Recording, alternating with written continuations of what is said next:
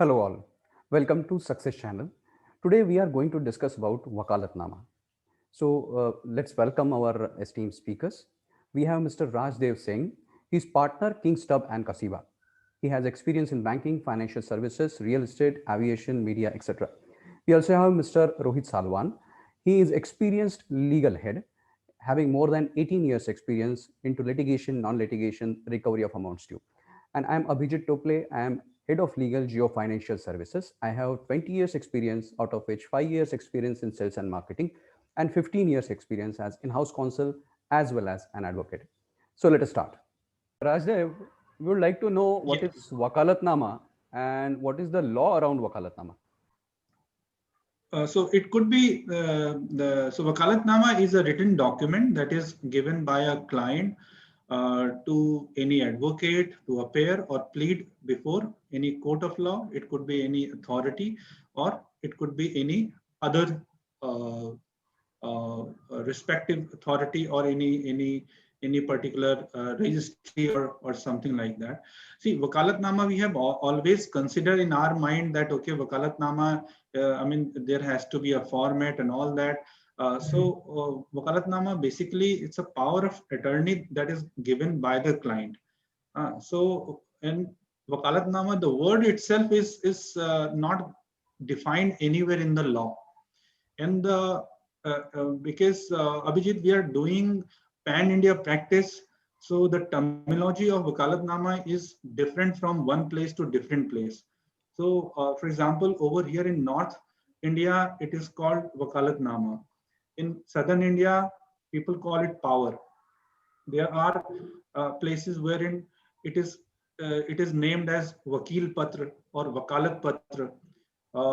There are people who always compare from memo of appearance to Wakalatnama. However, there's a difference from memo of appearance to Wakalatnama, because memo is different, Wakalatnama is different. So memo can be considered for initial date, for 1 or 2 date maximum, based upon the court discretion, but it can't go forever, because though Wakalatnama is not defined anywhere, but the powers are defined. For example, if we talk about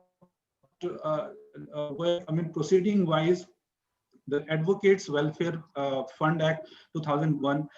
There's a section 2U. So Wakalatnama, which says that Wakalatnama includes a memorandum of appearance or any other document by which an advocate is empowered to appear or plead before any court, tribunal, or other authority. In the similar way, uh, though Wakalatnama is not defined, but pleader is defined. So under section 215 of Civil Procedure Code 1908, it says like any person entitled to appear and plead for another in court, advocate, a vakil, or it could be an attorney of High Court. So the holder of Wakalatnama is called pleader. And advocate, counsel, or vakil, or there are various name of advocates, so is authorized to accept the Wakalatnama on behalf of his client or party of the litigation. So this is the law around Wakalatnama that we can talk about. Okay, okay. Rohit, who can give Yeah, Wakalatnama in civil and criminal cases? yeah. So civil means because there are litigation is always the two sides of a story. So one is the one who files the litigation either on a civil side or on a criminal side. Another the person who is actually defending it. So both side of the parties obviously they need to when they need to litigate or they need to defend the litigation. They need a advocate who can appear before them, as Raj correctly said. I agree with that. The concept of entire Vakaltama, entire, in fact, if you little go back, the concept of entire litigations is basically summarized into three steps. One is act, appear, and pleading. So entire thing is summation of this act, appear, and pleading only. So one has to do some act is basically the procedural aspect of filing a court, filing a case before a court. So this is what you call act. And act can actually be done by a clerk of a advocate also. advocate need not required to be present himself in order to file a case. Basically, he can prepare and somebody can go and file at a filing of that is typically a act we will call it. This the another two aspects which I said, appear and pleading. Appearance can also be done by a party in itself, but he can appear, he cannot plead. So what Raj says is absolutely clear. In Advocate Act 1961, it's very clearly written, advocate can only argue and plead. When this word plead comes, basically he can appear and he can argue the case in that matter. So when you require an pleader, when you require an advocate to represent your case, to appear, to act, appear and pleading, he can do a summation of all the three acts. He can act also, he can appear also, he can plead also. There are designated senior advocates who cannot act and yeah, he cannot act, but yes, he can appear and plead both. So basically, designated senior advocates can only argue, they can only plead in the case, in the matters. So you require either an advocate or a senior advocate from a layman perspective, if you'll say. So obviously, in order to give authority, that authority will come in the form of wakalatnama. So either side of either you are defending the case or you are fighting a litigation or you are filing a litigation, you need an advocate, you need a pleader who can represent yourself before the court, who can plead on your behalf, because only he has a power of pleading. There are a few tribunals which can have exception, like consumer court. The pleader, the litigant himself can go and do all three act, appear, and pleading. Raj may have a dissenting opinion on these things, but consumer forum and there are few tribunals where advocate may or may not be required also. So there wakalatnama is not required. Only in a complicated cases you want the advocate to join, they can join. Otherwise, the litigant himself has all the three powers: acting, act, appear, and pleading. So that's how So wakalatnama can be given by either parties who is filing a litigation or who is defending a litigation from that matter. Okay, right. So I think I agree with Rohit with respect to the consumer forum, and not only consumer forum. There are now acts which are going to be there in force, wherein not only advocate, there are other people also who can appear and argue the matter. Right. For example, before NCLT also now CA is authorized to appear and argue the matter. And before consumer forum, that is very true. An individual, the consumer himself can go and appear and argue the matter. I mean, and he can just apply for any order. He can file any application. He can do whatever he want as a consumer. So this is a facility which is given. However, if you talk about Advocate Act, then no one other person can appear before the court. If the person is not the advocate as per the Advocate Act 1961. So now to the question, Abhijit, that you asked, like who can give wakalatnama in civil and criminal case both. So I would say, I'll just add in Rohit's point that order 3 of Rule 4 of subclause 3 also says the same, that no advocate shall be entitled to make or do any appearance or application or act for any person unless he presents an appointment in writing. So which is which has to be duly signed by such person or by any such agent. So therefore, no advocate shall act for any other person in any court unless he has been appointed for the reason by the individual by the wakalatnama. So that's why it has a value. However, we understand, like the case of senior designated advocate and public prosecutor or any advocate who is appointed by the court himself, then these are different scenario wherein you need not to have any wakalatnama, which I think already defined by Rohit, that what is the difference between the pleader and the other one.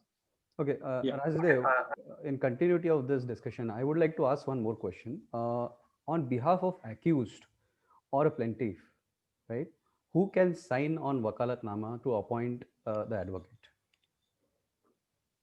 Okay. On behalf of plaintiff and accused. Plaintiff and accused. In civil criminal, both the cases. Okay. Right. So who can actually sign on behalf of a plaintiff or accused in a criminal case? Okay, you're talking only with respect to the criminal case only, right? Criminal case, civil case, consumer case, in all these cases, who can Uh-huh. actually sign on behalf of the person who is filing that case Okay. on So wakalatnama. see, Yeah, on Wakalatnama. So you're talking about who can appoint the the advocate, correct. right? So who is the right party to appoint any advocate? So obviously, if you talk about any, I mean, let's start from the civil side. So it could be, so let's say if I am there as one of the party, so I have all the right to appoint my lawyer. So first of all, I am there, so I in person can do that, right? But anyways, I mean the discretion has been seen when it comes to the company. So if company is there, then the authorized representative is someone, I mean, who is authorized by the board, and he can give power and he can sign the wakalatnama and he can appoint any advocate as well. If you talk about, so it could be, if you talk about any individual, then individual, I mean, has to someone who is only authorized to appoint any advocate, right? If you talk about accused side, if you talk about criminal side, then because I mean, as we have noticed, like all this pleader and all that definition, that always coming from CPC, right? Not from criminal procedure. So criminal procedure is quite clear, and which is based on discretion only, wherein what happens that if suppose I am an accused and I cannot uh, uh, in, see, first of all, obviously this option is always clear, that if I am accused, then I can always authorize anyone to appear on behalf of me. So this option is always there, whether it is criminal side or any civil side. However, there are some discretion that is there, which can be used, and which can be the plea can be taken and can be signed by the family member itself. Again, there is no clear cut law, there is no definition as such which is defined. Yeah. Okay. Uh, Rohit, how we can add name of an advocate on already filed wakalatnama, or how we can remove name of any advocate which is mentioned in a wakalatnama which is already filed? Look, if advocates are, they're common from a same law firm, I think that is not a problem, because it's emanating from the same law firm. So, one partner can give consent to other partners, and both can put their name, obviously with the leave of a court. And but if you really want to have an additional advocate, from defense perspective, or from strategy perspective, if you want an additional advocate for the matter, you can bring him on record. Obviously you need a consent from the other party, and both the advocates can actually jointly plead on a different aspect or on the same aspect before a court. Obviously not jointly, at a separate this thing. But yes, both can be add with the leave of the court and taking consent of the other advocate also. And similarly, if you want to delete a name, again, delete in the sense, if you are removing a advocate from the wakala, typically, so you need to take out no objection from the advocate. And generally advocates give the no objection if there is no commercial aspect which is pending at the end of the parties. So that's how it is. So Rajdev, now advocate, Yes. we already given wakalatnama to advocate, but now he's not Mhm. fighting that case, right? Even he is not giving his Mhm. no objection to give this Mhm. case to some other lawyer. So what are the Right. remedies available? Okay. So see, with respect to this, then the law is something which has given the discretion. Right now, this discretion lies to the court, and there is a. I mean, if you just look into the civil procedure code specifically, then Rule 4 is there, and Order 3, Rule 4, which talks about like appointment of pleader and who is the pleader, who is the agent. So it talks about specifically. So basically this particular provision have given a specific right that no pleader shall act for any person in any court unless he has been appointed for the purpose by such person by a document in writing signed by such person. This is something that we have already discussed.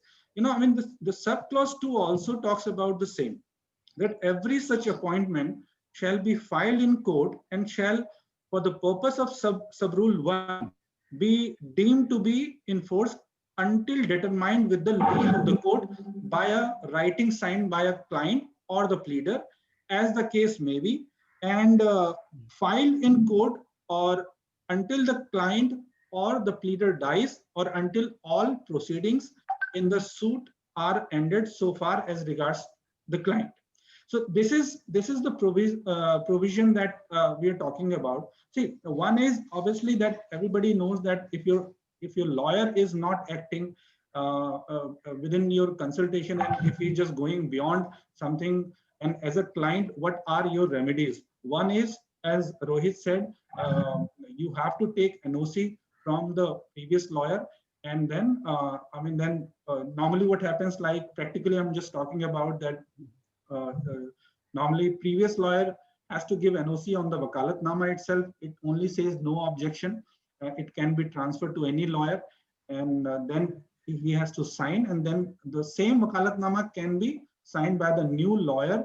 By the fresh appointment can be done, and then the new lawyer can sign it, and then simply just go and submit before the registry. Now the question arises, like, what if because obviously I have also seen such a situation in past wherein there might be some dispute also between the lawyer and the client. There could be any dispute of fee related also. So if the advocate is not given the agreed fee, then obviously, I mean, he would be resistant doing so. So I've also seen such scenario before the court itself, wherein client is there in the court, and the advocate is also there in the court, and they are just arguing with each other that I've paid you this much and that much. So however, if you talk about this law is quite clear that if your client doesn't want, then you need not to be there. And if suppose there are some differences that can be sorted out,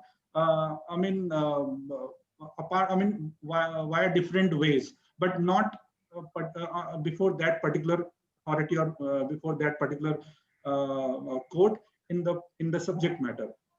So NOC is one option, and second option I would suggest, because see, you'll not find this anywhere. In the research sector also, and there are not any Supreme Court lawyers, but it talks about the ethics. So there is a case that I am forgetting. I think it is RD Saxena, RD Saxena and versus Balaram. Okay, wherein the Supreme Court said, like, that if a client does not want to continue the engagement of a particular advocate for whatsoever reason, it would be a professional requirement consistent with the dignity of the profession that the former advocate should return the brief to the client. Thus, it is time to hold that such obligation is not only a legal duty but a moral imperative.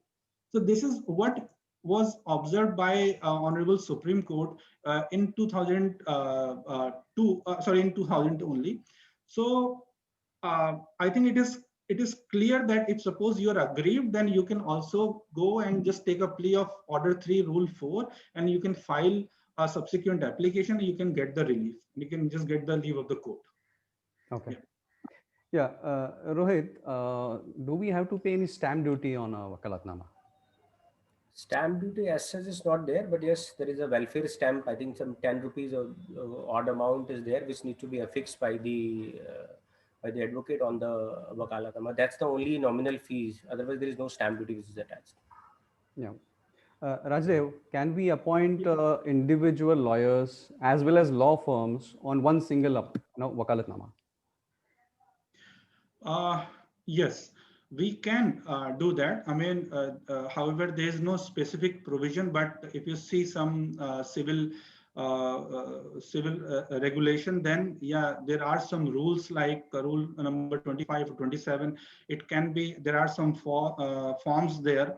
And it was also observed in one of the case law that there could be a multiple litigator. There could be a multiple lawyer that can file the same Wakalatnama. And in fact, this is a predominant practice that has been going on since long. However, I have a different point of view with respect to the law firm. So law firm is somebody, whether question arises whether a law firm can sign wakalatnama or not, because law firm itself is not recognized anywhere, and they are just a firm. They are recognized as a firm, but they can't appear before the court, right? So only advocate can appear before the court as per the Advocate Act, as we know. Though this is a practice that has been going on for long, just to create name in the market. So though law firm are signing and stamping the wakalatnama, but to be very frank, and there are some judgments of recently before NCLT Mumbai and NCLAT that I have seen, wherein people have objected that why you're not writing my law firm name in the cause list. So this was objected by the Honorable Court itself, that firm is firm, you can't be appear, you can't be there in the cause list. So as far as multiple lawyers are concerned, then yes, there is no restriction as such. It is not defined also that how many lawyers can sign a single wakalatnama. So there is no restriction. However, if it goes to law firm also, again, practice is going on, but it can be restricted by the court. The court may object on the same, that you are a law firm, you shouldn't sign this. So it's a court discretion. Okay. Can you tell us some examples when dispute happened because of wakalatnama? Dispute means, see, if you talk about case laws, then there have been some case laws like Uday Shankar versus Ram Kilawar, wherein, see, these disputes is quite normal to abrupt, right?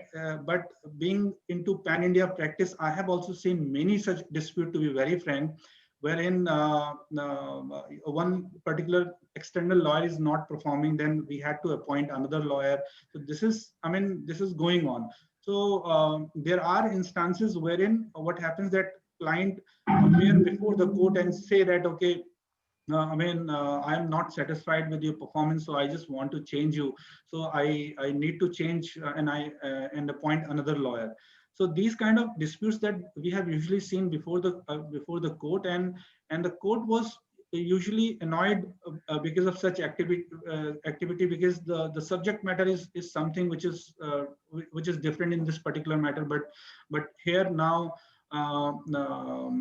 these kind of disputes are going on. But again, law is quite clear. If you go by the law, then it can be ruled out that this Order 3, Rule 4 is clear, and it is the discretion of the court also. If they want, they can appoint or add or delete anyone. There is no question on that, provided the client needs to be agreed. Okay. So, Rajdev, my next question is, can you file scan copy of wakalatnama? Now, COVID is going on. So, during COVID, what exactly you are following? Yes. So, obviously, earlier, we could not have imagined that, okay, whether can we file a copy of wakalatnama, photocopy or photostat of wakalatnama or not. But yes, nowadays, and it is quite clear by Delhi government, by High Court also have ruled out, Punjab and Haryana High Court also ruled out that we can file, and in fact all the filings are going on just with the soft copy only. We are sharing emails, we are uploading documents, so which includes wakalatnama also. So there is no objection, there is no restriction as such. Till how long it is going to be continued, that is something that we have to look into. But since the practice is started, so I don't think it is going to be stopped in future, which is a good practice, to be very frank, because not only this, so let's say there is a matter, and now because now this new Consumer Protection Act is there, wherein now people have right to file online complaints.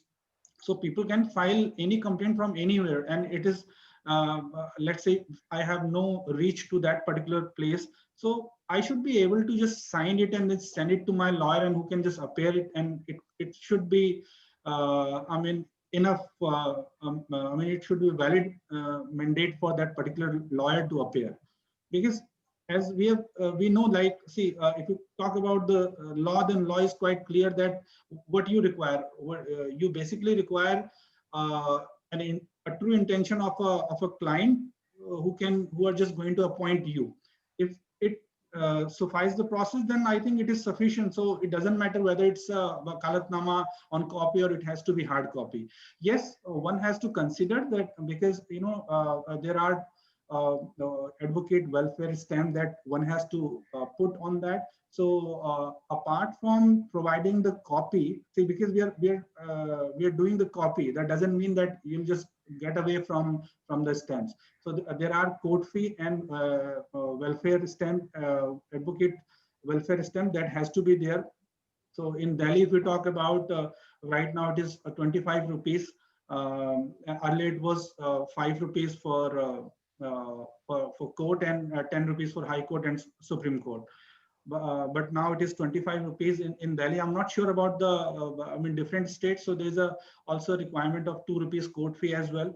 So that one has to annex. So this particular fee part is something has to be there. And for initially, you can do that. You can manage with the photocopy, but ultimately you have to give the hard copy. Okay. Yeah. Okay. So it was a great discussion. Thanks for joining Success Channel and sharing your knowledge. Thank you very much. Thank you, sir. Thank you, sir. Thank you, Abhijit. Thank you. Thank you, Rohit. Take care. Thank you. Have a nice day. Bye. Bye. Thank you.